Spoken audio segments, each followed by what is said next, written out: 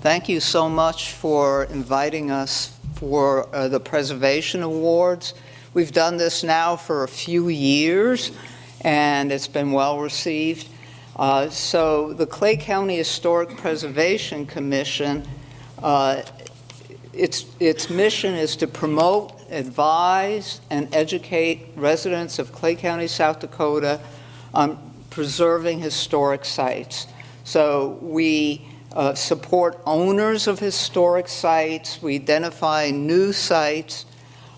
We have open meetings and workshops to learn about preservation of historic buildings. And we also have a website that has a lot of that information on it. And it includes all the PDFs of all the publications that we put together. And we also collaborate with the newer Vermillion Historic Preservation Commission. So these are the board members. Tim Schreiner is the chair. Jim Wilson is vice chair, or the chair of vice. And Patrick Morrison is treasurer. I'm secretary. We have Jim Stone, Bill Ranney, Monica Iverson, Constance Krieger is here, and Brendan Richards. So that's the board. So for the categories for this year, it's long-term preservation and/or restoration of a structure by individuals or an organization. And so I'm going to just present these four and then invite the individuals who will get the awards. We have certificates, frame certificates that each one of them will get.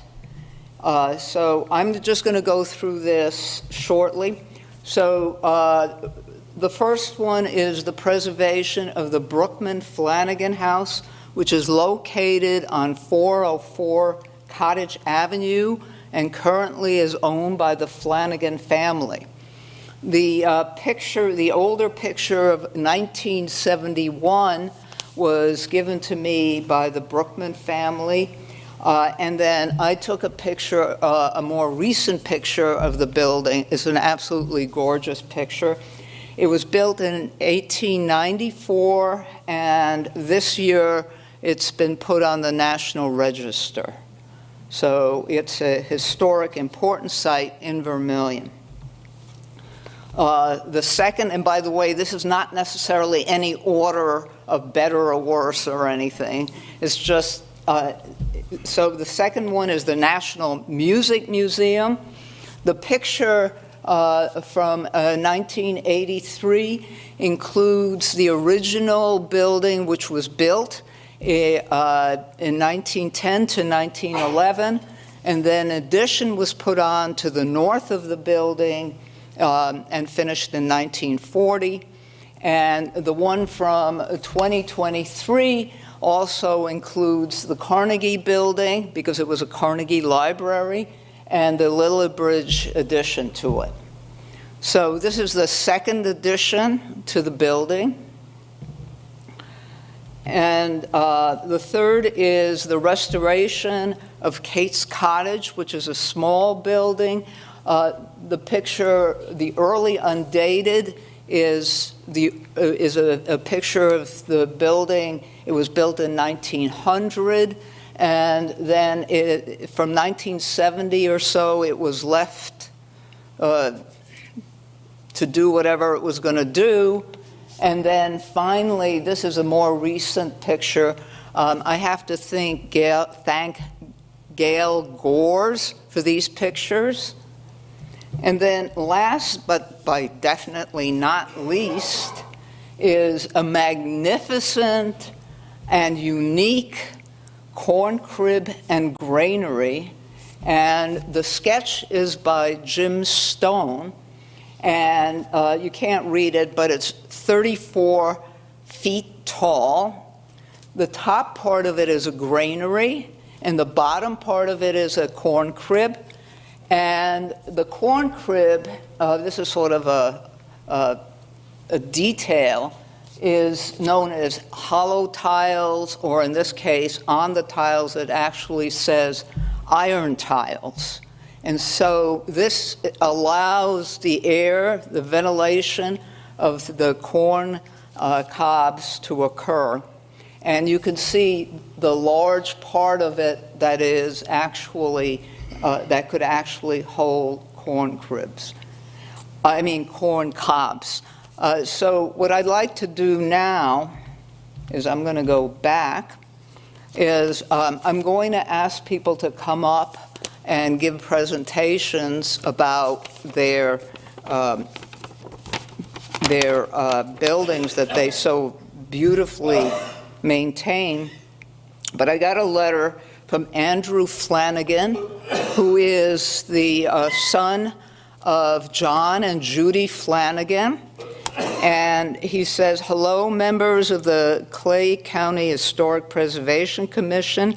Thank you for honoring my parents' stewardship of the Brookman Flanagan House at 404 Cottage Street with a Preservation Award. This recognition means a great deal to me and my brother, and would have meant even more to my parents. This observation of their efforts to maintain and preserve this historic property is an appropriate marker of their hard work and vision over the years. We are the third owners of this house. Essie and Anna Brookman built the house in 1894, and various members of the Brookman family lived there for 78 years until 1971. During this time, they only made modest changes to the property, mainly focused in the 1960s with the addition of a modern kitchen. A second family lived in the house for only 1 year until my family purchased it in the summer of 1973. My parents lived in the house for the next 50 years.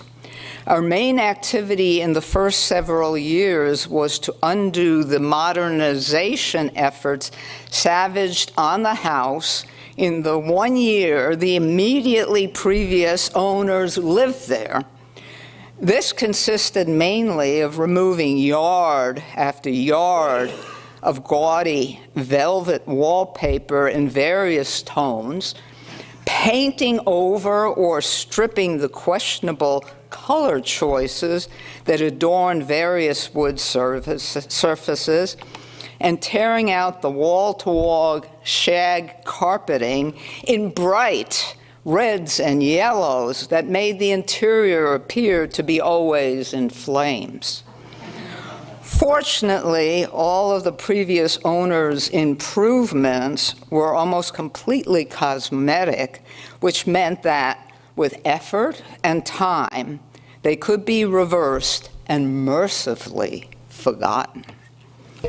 For the next several decades, my parents performed sympathetic restoration and maintenance to this lovely example of a spindlework subtype of Queen Anne architecture in Vermillion. They researched the house tirelessly and restored all facets of it with period-correct features, complemented, of course, with the installation of a modern infrastructure, tasteful improvements, and some key upgrades. My parents took great pride and joy in the house, and it became not only a haven for my family, but also an object lesson in the value of honoring the past, extending the craftsmanship of others, and working to preserve those things that are both worthy and beautiful for others to enjoy well into the future. I wish I could be here to share this honor with you in person, but in my absence, please know that I greatly appreciate and fully support your important work. Thank you, sincerely, Andrew Flanagan. So that's what he has to say about what he did. Okay, the next awardee, and we do have a plaque for him, which he will get later. The next awardee is the National Music Museum. So I don't know if Dwight and some other folks would like to come up and talk about that.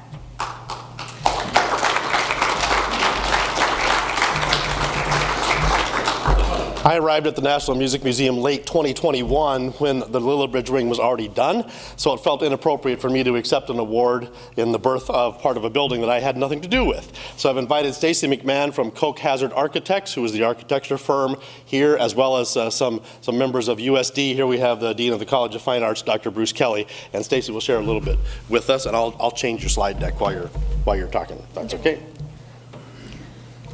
Just real quickly, put together a few images from the project just to explain some of the process that we went through. You can see the Carnegie Library, and then the entry and reception area if you haven't been in the building, and then the new portion, and I'll show you a plan of that, what's in there. What we felt was important for the preservation part of it was, some of it was undoing some of the things in the Carnegie Library and restoring windows, even if the windows are covered over on the inside. We felt it was important to restore that look on the outside to the original. And then the space in between the solid addition and the Carnegie is set back and made of glass, so it's a different modern material to separate the new from the old.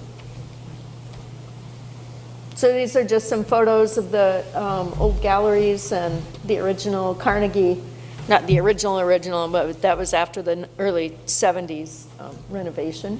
Notice the fun blue carpet. Yeah. The floor plans, you can see the wider walls of the Carnegie. So it was the basement, first floor, and second floor. And then there's just labels for what is on that floor.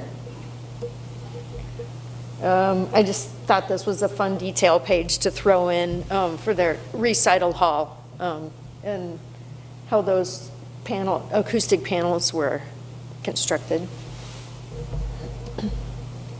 And then the recital hall. Different piano. Mm-hmm. Yeah, we have a real piano in there now. And just a little closer photo. The back is on the campus side is on the left, and the front, the entry is on the right. And you can see on both sides, we just tried to continue that respect for the old building and recessing that addition portion. And then this is just inside the entry doors. We exposed, left that beautiful limestone. We cleaned it up and left it exposed on the inside of the building.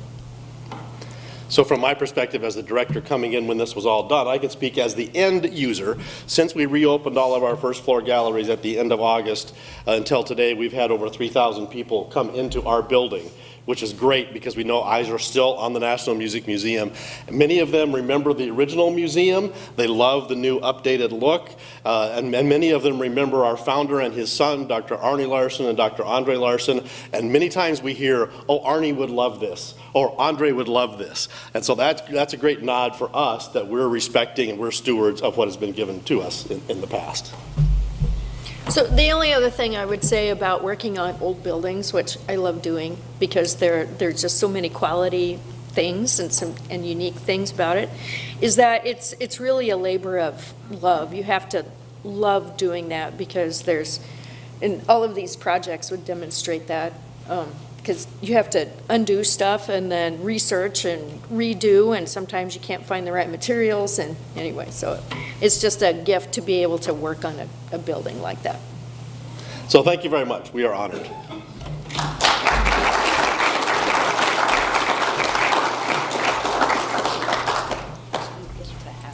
Were you going to say something?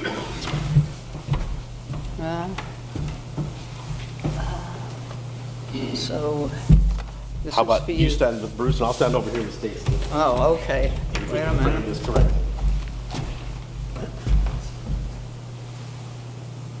Okay, thank you. This is for you. Thank you very much, Evan. We appreciate it.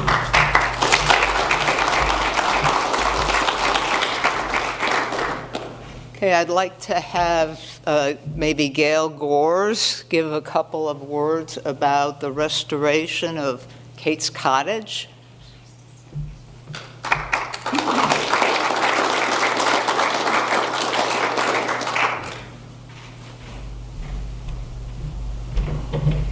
Well, restoring Kate's Cottage was a labor of love in every sense of the word. No one named Kate ever lived there. Kate is my daughter. I thought it sounded better than Verna's cottage. Verna was an aunt who was in ill health and moved into this cottage after my grandparents built it.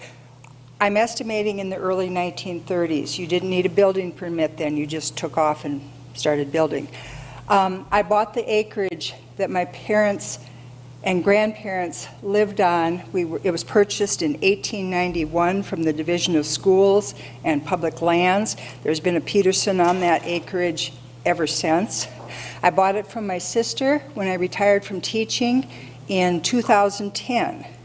And in 2012, I found a very patient carpenter by the name of Larry Olson.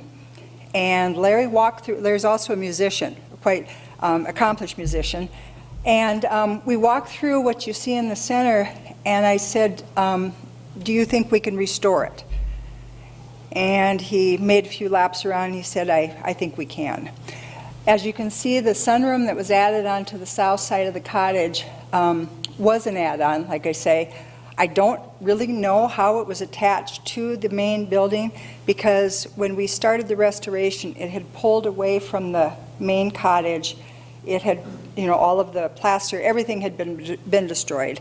But I made a deal with Larry. I said, I don't have a lot of money, and I know you're busy, but I also know that sometimes it rains.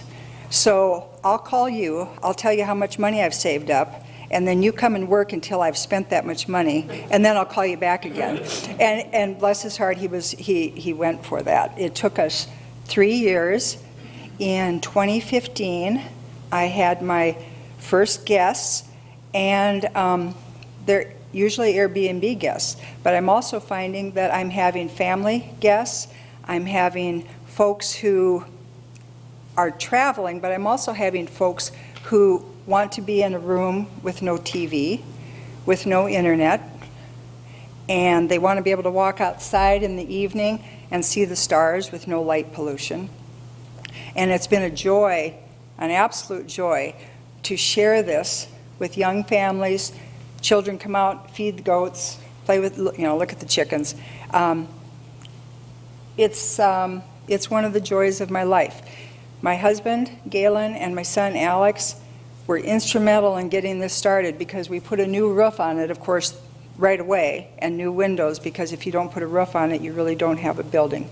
But there are tons of pictures. I love taking pictures. If you would like to see more, I've got a card with our website, Peterson Farm SD, and if you like looking at the process for those 3 years, I'd enjoy sharing it with you. Thank you.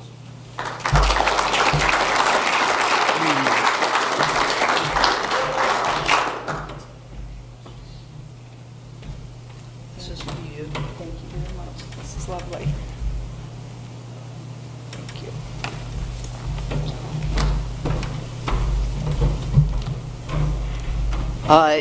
And the last but not least, because it's one of my favorite structures, is the corn crib and granary owned by Dan Hayden. And would either one of you like to come up and say anything?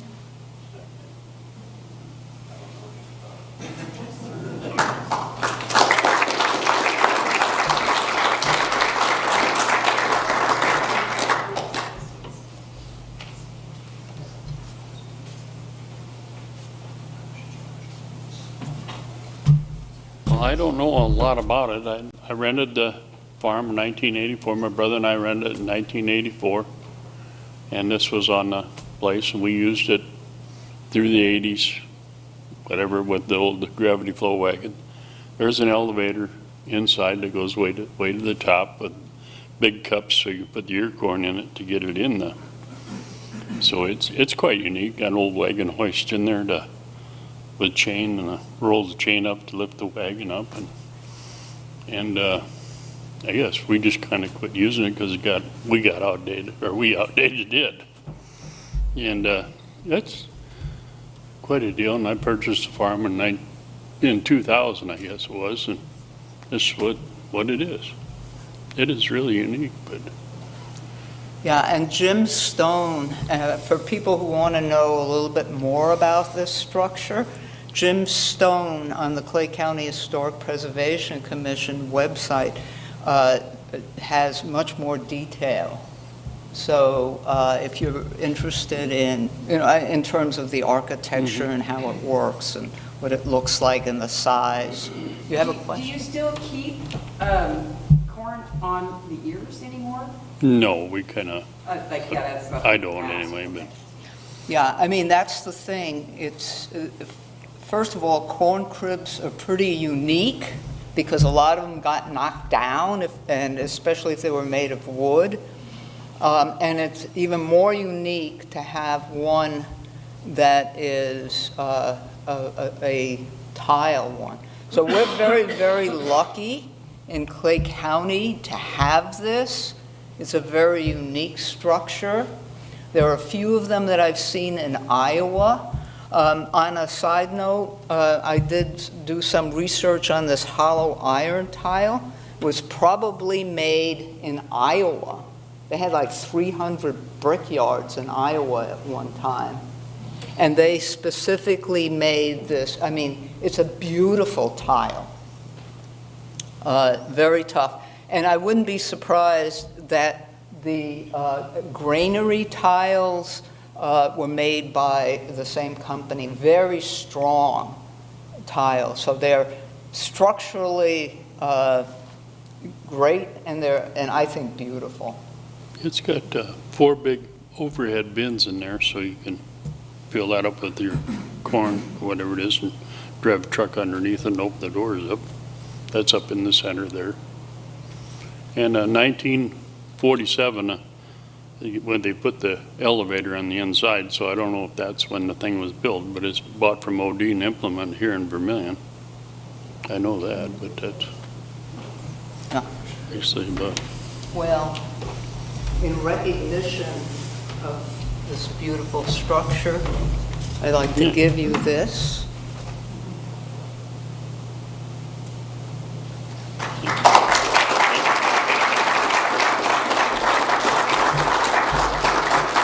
Thank you so much for hosting us again this year, hopefully next year. We are passionate about preservation, and Clay County has a lot to offer. Thank you.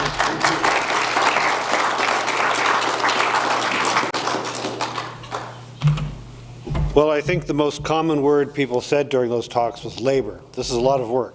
So good job. Thank you, guys. Just a reminder. Oh, first of all, thank you all you guests. Thank you for coming. I really like the pictures of the Music Museum and all of these places you've restored. Jake, thank you for coming by. Okay, always welcome here. Next week, there's no meeting. Okay, don't come here. You'll be the only ones here. There'll be no food, no coffee. Okay, enjoy, I don't know, Wednesday afternoon off before Thanksgiving. In fact, you can take the half day off. Okay, just take the half day off. So the week after that will be the Vermillion City Council members, though. So that'll be a good week to come back and return.